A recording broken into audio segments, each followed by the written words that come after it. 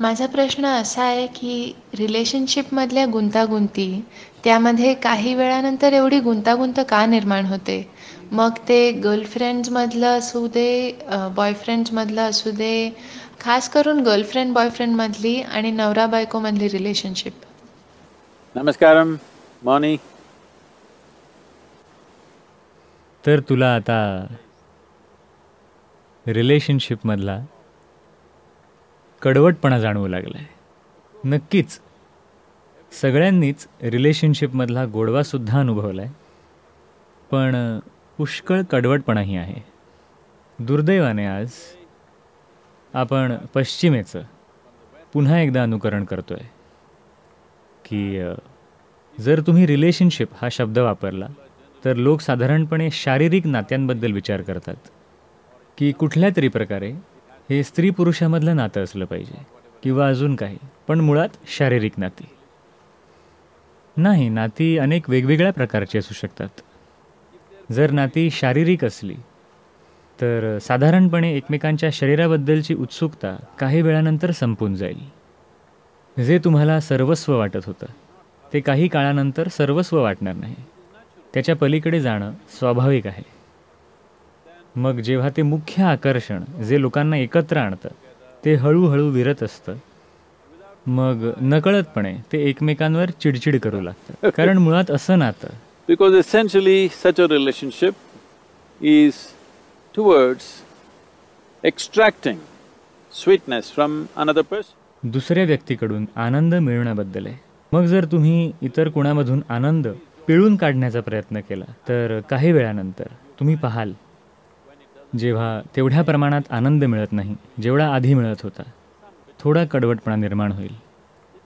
हे महत्त्वाचं आहे. जेव्हा तुम्ही तरुण असता तेव्हा काही गोष्टी घडतील. जसं तुमचं वय वाढू लागेल, जेव्हा मी वय वाढू लागेल म्हणतो, कालपासून ते आजपर्यंत तुमचं वय वाढलं आहे. मी तुझं वय झालं आहे असं म्हणत नाही आहे मौनी. मी फक्त एवढं म्हणतो आहे की कालपासून ते आजपर्यंत तुझं थोडं वय वाढलं आहे.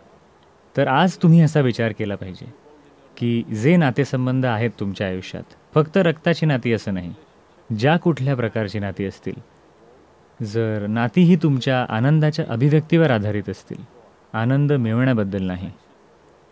हे होण्यासाठी पहिलं म्हणजे तुम्ही तुमच्या सहज स्वभावाने आनंदी बनलं पाहिजे. जर तुम्ही याकडे लक्ष दिलं की तुमच्यातून जर आनंद ओसंडून वाहत असेल, जर असं खरोखर असेल आणि तुमचं नातं फक्त तो आनंद दुसऱ्यासोबत वाटण्याबद्दल असेल, मग तुम्हाला नात्यांमध्ये लोकांना जी नेहमीची सर्कस करावी लागते त्याबद्दल चिंता करायची गरज नाही.